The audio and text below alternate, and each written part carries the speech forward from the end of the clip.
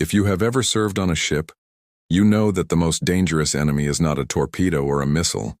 It is the crushing, repetitive weight of a long watch in the middle of a calm sea. You spend hours staring at a horizon that never changes, drinking coffee that tastes like battery acid. Your mind starts to wander and the heat makes the air feel thick enough to swallow. For the sailors of Taffy 3 on October 25, 1944, the Philippine Sea was a shimmering, humid cage. They were escorting slow jeep carriers, basically floating airfields made of thin steel and hope. It was supposed to be a routine morning, another day of supporting the ground troops on the Leyte beaches.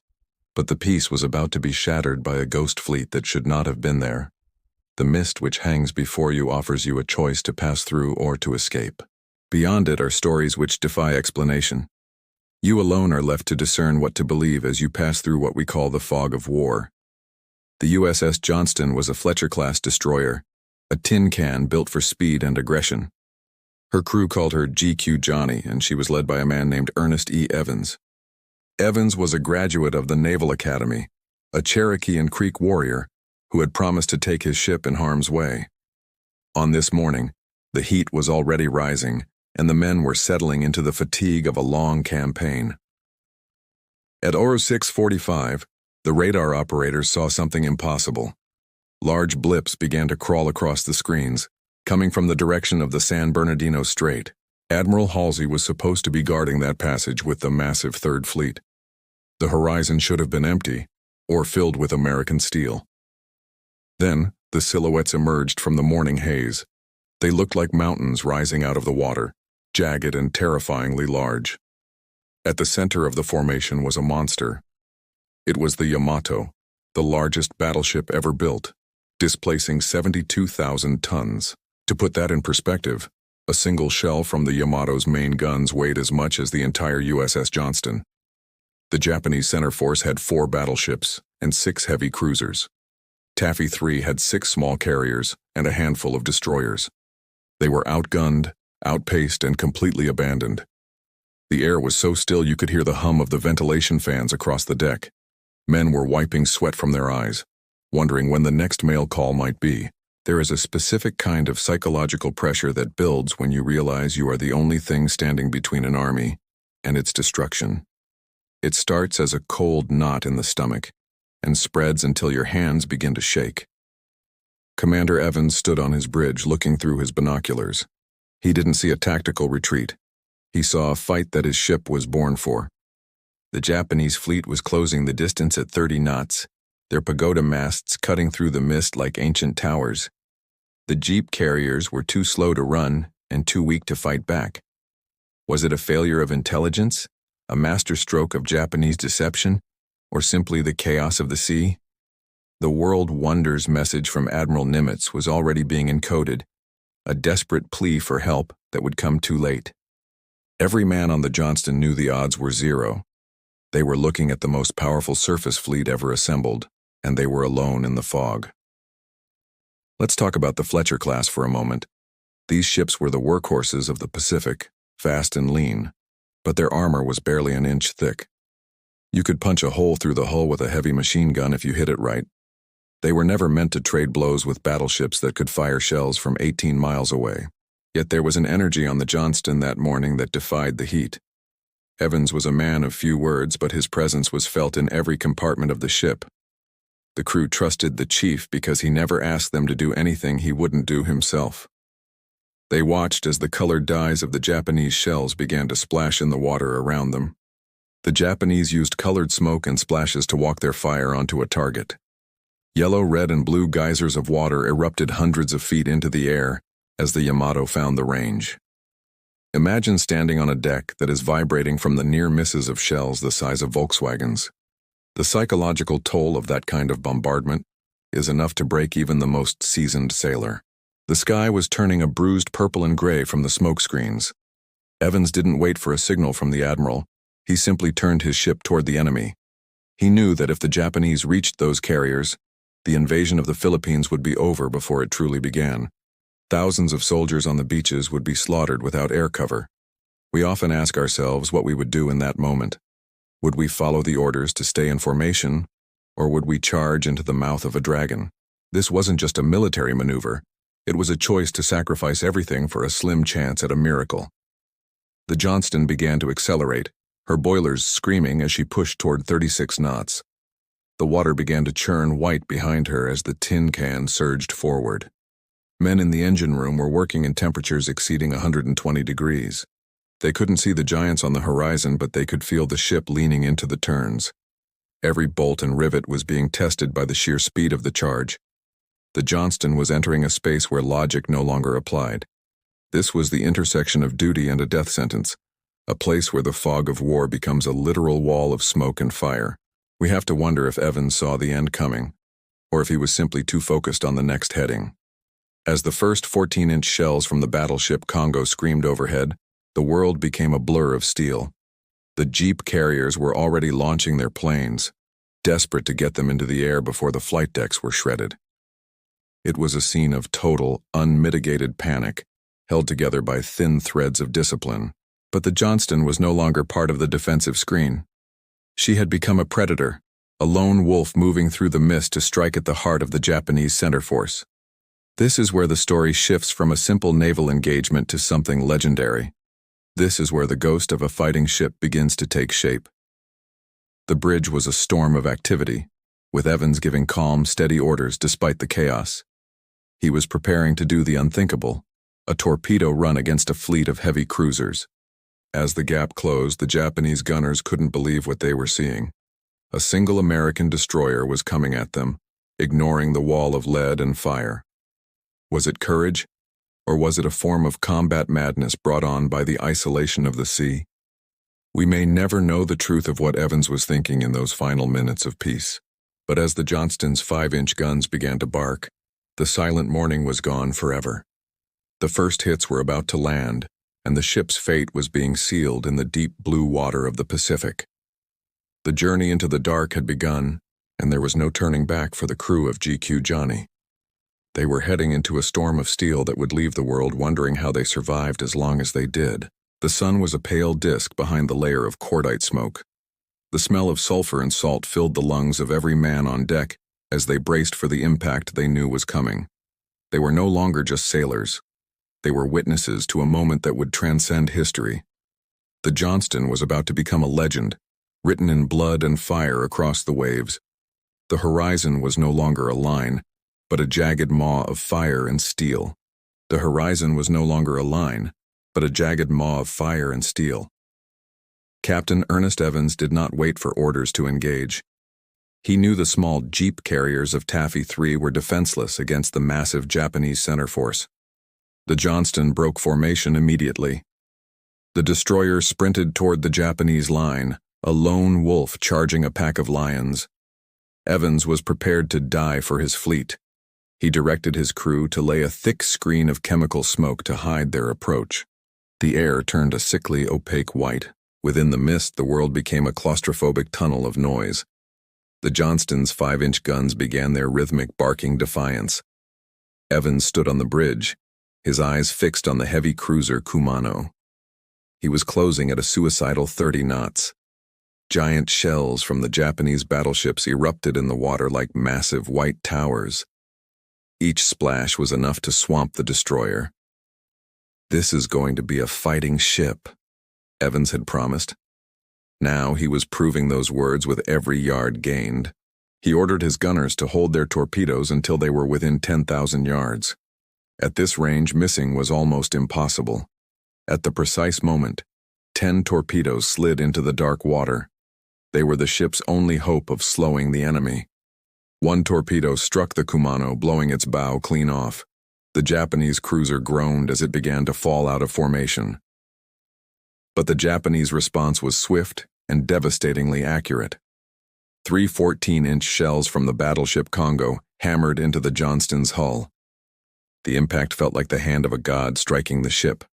Moments later, 3 6-inch shells from a cruiser also hit. The engine room was a nightmare of escaping steam and darkness. The ship's speed was cut in half instantly by the impact. On the bridge, the scene was one of absolute and total carnage. Metal was twisted like paper, and the air smelled of blood. Evans was thrown across the deck, his body peppered with shrapnel. He looked down to see 2 fingers missing from his hand. He didn't scream.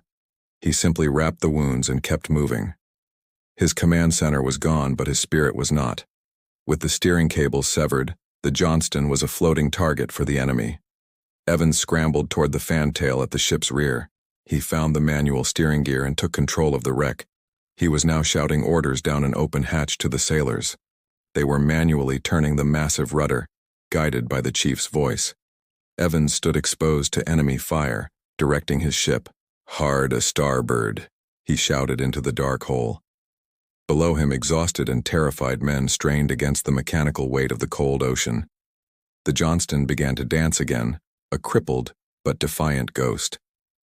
Evans was pestering the fleet, refusing to let them focus. He intercepted a squadron of Japanese destroyers preparing a torpedo run. By charging them, he forced them to fire their weapons early. Every one of those Japanese torpedoes missed the American carriers. The Johnston was a one-ship wall against the Imperial Navy. By 0930, the ship was a perforated wreck, barely afloat. Every gun that could still fire was red-hot and screaming. They were out of torpedoes, and ammunition was nearly empty. 5 Japanese ships closed in, surrounding the Johnston like sharks. Evans looked at the devastation and gave the order to abandon ship. The Battle of the Johnston was finally ending. At 10:10, the ship rolled over and began her long descent into the abyss. She had fought for 3 hours against impossible, terrifying odds. As the hull slipped beneath the waves, the survivors saw something unbelievable. The Japanese destroyer Yukikaze was sailing slowly toward them. The Americans expected to be gunned down in the water by their enemies. Instead, a Japanese officer stood on the bridge and gave a salute. His sailors watched in a silence that felt heavier than the roar of gunfire. It was a rare moment of respect in a war. But the mystery was only just beginning to take shape. Evans was seen by many survivors as he entered the swells. He was among 92 men who were alive and floating after the sinking. They were a group of brothers waiting. Yet when the rescue ships finally arrived many days later, the chief was gone. He had vanished into the sea without leaving a trace. 92 men were seen alive, but nearly 100 were lost. They were swallowed by the ocean before help reached them. Was it the hunger of the sea, or something more sinister? The Johnston lies 6,000 meters down, but her captain remains a shadow. We have to wonder if the fog that day claimed more than ships. It seemed to take the very souls of those who fought. The sea did not immediately claim the survivors with the same violence it had used on their ship.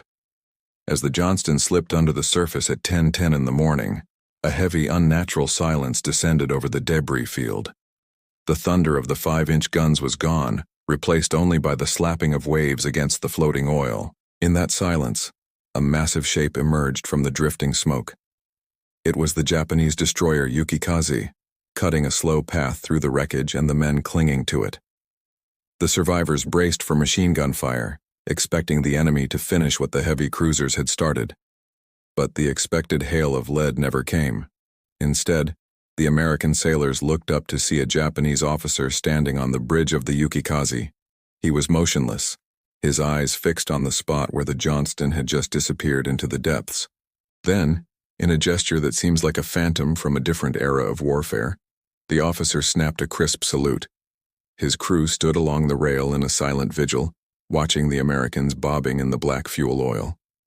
This was the samurai salute, a rare moment of respect offered to a foe that had fought like a demon. The Yukikaze glided past without firing a single shot, leaving the survivors in a state of shock. For a brief moment, the fog of war had lifted to reveal a shared understanding between warriors. But as the Japanese masts vanished into the horizon, a different kind of darkness began to set in. Among the men left behind was Commander Ernest E. Witnesses later reported seeing the chief alive in the water, his presence still providing a tether of hope for his crew. He was a man who had commanded from the fantail when his bridge was blown away, and he was not about to give up now. There were 92 men in total who were confirmed alive after the sinking, yet they would never see the deck of a rescue ship. These were not men lost to the initial shells or the suction of the sinking hull. They were survivors who had successfully escaped the steel trap of the Johnston. As the first day turned into a long, grueling night, the psychological toll began to outweigh the physical wounds. The fuel oil was thick, stinging their eyes and clogging their throats. The vastness of the Pacific started to press in on them, creating a sense of isolation that few can truly comprehend. During these hours, some sailors reported hearing voices calling out from the empty mist. They spoke of seeing lights on the horizon that weren't there, or hearing the rhythmic beat of engines that never arrived. Fatigue and dehydration were the rational culprits, but the terror felt profoundly real. By the second day, the group of survivors began to thin in ways that defy simple explanation. Men who had been speaking clearly moments before would simply drift away into the fog, never to be seen again. The ocean seemed to be picking them off one by one, a slow harvest of those who had escaped the fire. Commander Evans was among those who vanished during this period of waiting. Despite his legendary resilience, the chief disappeared into the silence of the Philippine Sea. No body was ever recovered, and no final struggle was recorded by those nearby. We have to ask ourselves how 92 trained sailors, including a hardened commander, could simply dissolve into the sea. Was it the physical exhaustion of keeping afloat for 50 hours, or did the trauma of the battle open a door to something else? The ocean has a way of swallowing the history we are not meant to know. The survivors who remained were left to battle not just the sharks and the sun, but their own failing minds. Some claimed the sea itself was whispering to them, promising rest if they just let go of their life jackets. It was a siren song born of salt and suffering. When rescue finally arrived after 2 days of drifting, the numbers told a grim story. The loss of those 92 men remains one of the most haunting footnotes of the Battle off Samar. They were so close to survival, yet they were claimed by the very elements they had spent their lives mastering. The mystery of their disappearance adds a layer of spectral tragedy to the Johnston's legacy. It suggests that the battle didn't end when the guns stopped firing.